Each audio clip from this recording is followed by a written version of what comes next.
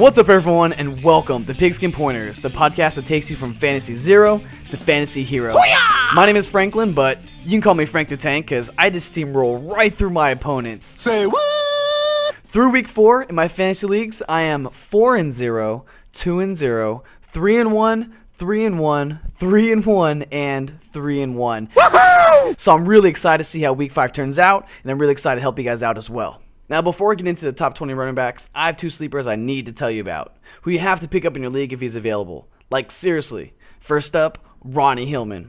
Since the preseason, Hilman has looked like the Broncos' best back. He's got great speed, great vision, he's got some cuts, and last week at home against the Vikings, he broke out, had an absolutely monstrous 72-yard run touchdown.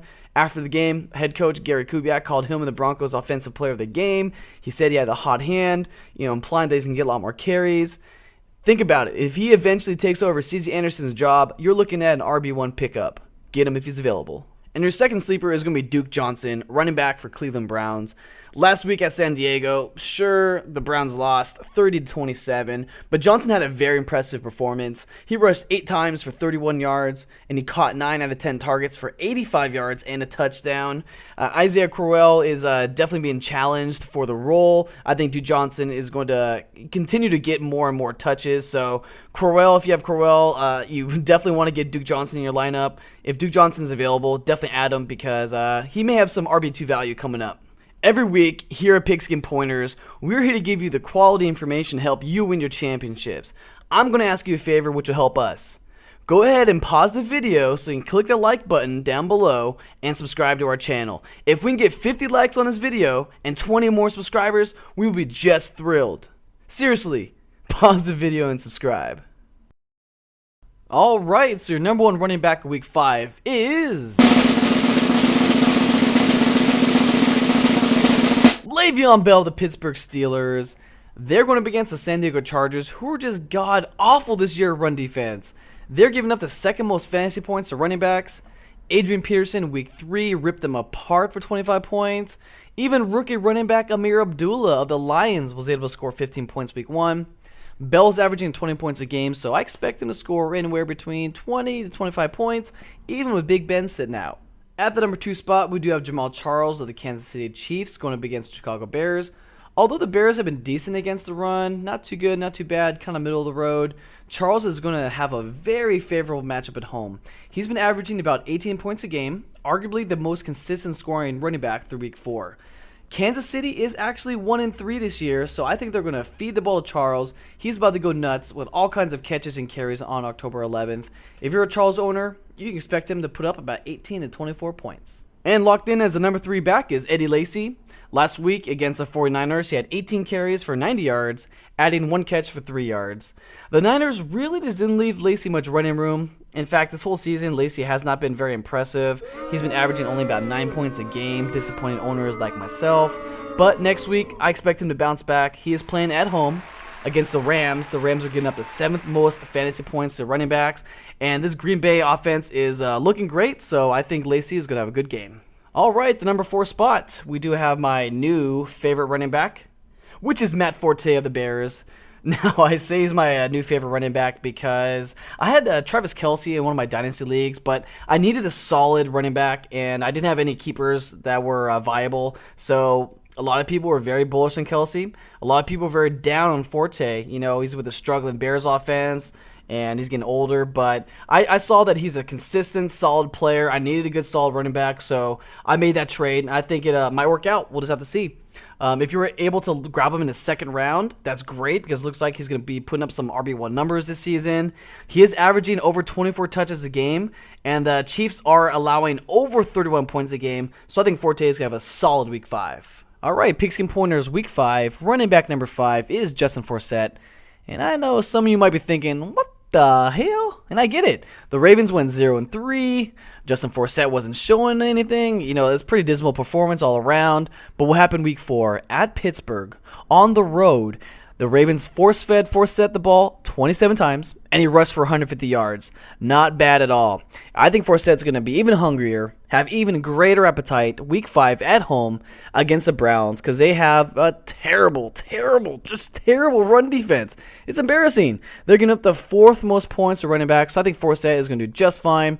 He has 0 rushing touchdowns this season. I think he might get 1, maybe 2, week 5. All right, here we go. Number 6, Devonta Freeman with the Falcons. And if you think this guy is a fluke, don't think so.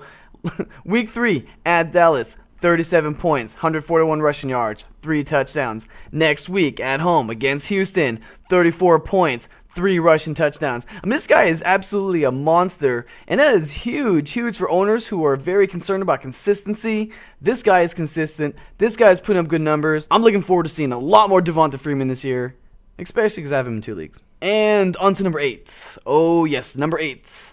Todd Gurley, St. Louis Rams. This guy is an absolute monster, a future Marshawn Lynch. This guy just is rough and tough to the defense. He went off last week at Arizona, a really strong team. The Rams beat him 24-22.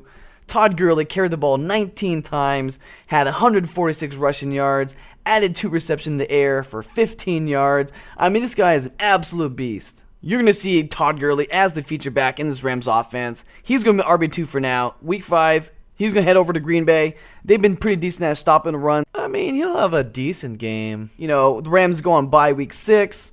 Week 7 at home against Cleveland, he's going to tear it up. Week 8 at home against San Francisco, he's going to tear it up. I can almost guarantee you he's going to get 20 points in either of those games. I would bet you $100 on it. He's just a great all-around player, and I really hope he stays healthy. Taking the 9th spot, we do have Mark Ingram of the Saints. Last week at home against Dallas, he had 17 carries for 77 yards, caught 6 out of 7 targets for 51 yards in a win over the Cowboys. And although Ingram has been fairly consistent week to week with production, the Saints are starting off 1-3. They're going on the road against Philly. Philadelphia has been giving up the 5th fewest points to the running back position, so they've been pretty great at that. Week 5, I do see Ingram as being more of a mid-range RB2, but going forward, he's locked in as an RB1.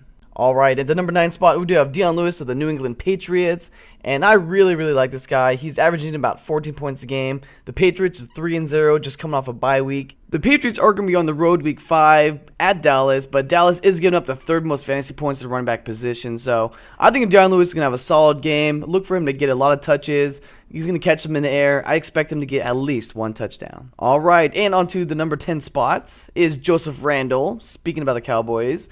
And he's been doing okay, just like the Cowboys. I mean, they're 2-2. Randall did break out week 3 at home against Atlanta. He put up 29 fantasy points, had 3 rushing touchdowns. The Cowboys are down Tony Romo, Dez Bryant, and it looks like they just lost Lance Dunbar to a season-ending injury. Look for Randall to really step it up and put up a solid fantasy performance. All right, here we go. Number 11, Frank Gore. The Indianapolis Colts are going on the road. They're playing against Houston. Houston has been giving up the 5th most points to the fantasy running backs this year. Also, if the Colts decide to sit Andrew Luck because he's been nursing that shoulder issue, you're going to see Frank Gore have an increased role. All right, and on to number 12, Latavius Murray of the Oakland Raiders. He's one of my favorite young backs. He put up some pretty good performance week 2 at home against Baltimore. Put up 15 points, had 65 rushing yards and a touchdown. Week 3 at Cleveland, he put up 21 points, including 139 rushing yards and a touchdown. I think Murray is going to be a solid back going forward, but he did have a tough time week 4 at Chicago. He only put up about 6 points. This week, he's going to be at home, but he's still going up against Denver. Denver has a pretty good run defense. They're only allowing about 90 rushing yards per game. The Raiders do get a bye week 6, and going forward after that, looks like they have some pretty good matchups. So if you're able to pick up Murray as an RB3, which is exactly what I did in my Dynasty League, you're feeling pretty good because he's going to put up some solid RB2 numbers going forward. And on to number 13, Doug Martin of the Buccaneers. They play at home against the Jaguars. Last week at home against the Panthers, he absolutely broke out, rushing over 100 yards with a touchdown, adding 5 catches for 37 yards. Tampa Bay is currently having an offensive identity crisis. Jameis Winston isn't showing up. Mike Evans isn't showing up. So they might lean on Doug Martin a whole lot more, give him the rock. Currently, Martin has low-end RB2 value, but the Buccaneers can get together, kind of sync up, and get their offense clicking. I definitely see Martin has potential high-end RB2 upside. Moving right along to the number 14 spot, Ronnie Hilman of the Denver Broncos. We already talked about this kid. He's just an absolute beast. I was only able to pick him up in one league, which is unfortunate because I think he's going to do some good work. What's even more unfortunate, in one of my dynasty leagues, I have C.J. Anderson that I did keep, and he's just had an abysmal performance. God f***ing damn it! And did I draft Hillman as a handcuff to Anderson? Ladies and gentlemen, that's fantasy. All right, moving on to number 15, Jeremy Hill on the Bengals. They play at home against the Seahawks, who have just been elite with the run defense this year. Now, he did go off last week at home against Kansas City. He put up 24 points, had 3 touchdowns, and a 2-point conversion. But come on, he's going up against the Hawks. My Hawks. I actually do live in Seattle. Hill's going to have a tough matchup at home against Seattle this week. Next week at Buffalo, he's going to have a tough matchup. They go on bye week 7. Week 8, he's at Pittsburgh. He's going to have a tough time there. Hill's going to have a much better matchup week 9 at home against Cleveland. Week 10 at home against Houston. But if you have other running backs, definitely use them in your RB2 slot. I'd say right now, Hill is definitely going to be in your flex position. He could potentially work his way up to RB2, but for now, I'd keep him in your flex. And coming in at the number 16 spot is Chris Johnson of the Cardinals. He did turn in a solid performance last week against the Rams. He got 16 carries for 83 yards. Didn't hit pay dirt. But a week before that, at home against San Francisco, whose defense has been pretty decent, actually, they just smashed them apart 47-7. Chris Johnson was able to get 27 points with 110 rushing yards, 2 rushing touchdowns. Right now, because of the mix-in with David Johnson as well as Andre Ellington coming back, you will have to treat Chris Johnson as an RB3, but definitely has RB2 upside. I see a lot of potential in Chris Johnson. If David Johnson continues to play like a rookie, continues to disappoint, as well as if Andre Ellington doesn't show up, if he gets injured, that could propel Chris Johnson into a very, very big role. If that situation plays out, I see Chris Johnson as having some low-end RB1 value. If you're able to pick him up late in your draft or pick them up during the season on the waiver wire, good for you. You're feeling good by now. Yeah, boy! We're going to move on to number 17, LeGarrette Blount of the New England Patriots. Week 2 at Buffalo, oh my goodness, he had a total of 2 carries for 4 yards. Disappointing owners around the world, but he did bounce back fantasy-wise at least. Week 3 at home against Jacksonville, he had 18 carries. He did have 3 rushing touchdowns, but it's clear that Blount is going to lose yardage to Deion Lewis. I mean, you have Tom Brady, a prolific passer. He loves throwing the ball around. Whether it's inflated or not, doesn't really matter. The presence of Deion Lewis is definitely going to cut into Blount's production, but we're still talking about the New England Patriots here, defending Super Bowl champions. So if you have Blount in your flex position, he can be a little bit risky there, but could pay dividends. All right, we're moving on to number 18. Oh boy, number 18. I wasn't sure if I should even put him in the top 20, but I did. A lot of people have him higher. I didn't think so, but it's TJ Yeldon of the Jaguars. He hasn't been looking very good at all. A lot of people were saying he's going to be a pretty strong back.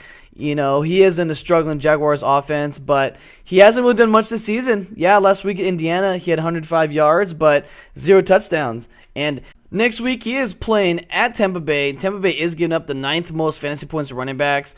So he has a favorable matchup. Sure, it's not at home, but still, it's Tampa Bay. I mean, they're struggling too. He has 0 touchdowns for the season. Is he going to get his first touchdown in week 5? Nobody knows. Well, except for those insiders at DraftKings and FanDuel. All right, moving to number 19, Carlos Hyde of the Niners. Week 1 at home, he blew up against Minnesota, put up 30 points, 168 rushing yards, 2 touchdowns.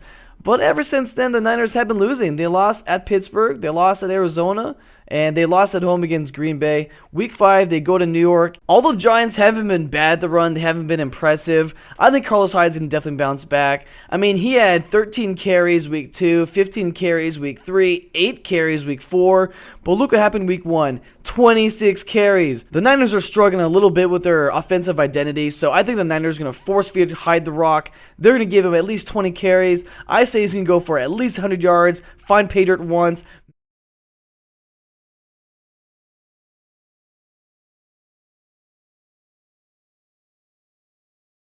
Or low-end WR2, because I think he's going to bounce back and put up some solid RB2 numbers. All right, folks, here we are, number 20, finally. I think I'm going to surprise a lot of you with this, and that's okay. That's what we do here at Picks and Pointers. We share insights. We share that deep knowledge that we have. I'm selecting Alfred Morris. Yes, he had a kind of a bad start of the season. Game 1, he did decent. He had 121 rushing yards with 25 attempts. But after that, he didn't do too much. Week 2 at home against St. Louis, he put up 7 points. Week 3 at the Giants, put up 2 points. Week 4 at home against Philly, put up 6.5 points. He has not been that impressive. Matt Jones was cutting into the touches a little bit, but he's not been looking impressive. Now, next week at Atlanta, I think he's going to do well. The reason being is Atlanta gives up the most fantasy points to running back. I think Alfred Morris is looking to bounce back. I think the Redskins are looking to bounce back. That's my bet. I think Alfred Morris is going to do well. All right, and there you have it. Pigskin Pointers, top 20 running backs, week 5. I want to thank you so much for watching this video. If you didn't already, please pause the video, hit that like button, click the subscribe button. We want to get 50 likes and 20 more subscribers off this video. From Pigskin Pointers, this is Frank the Tank. I'm signing off. Thank you so much for watching. Thank you so much for subscribing. We'll see you next time.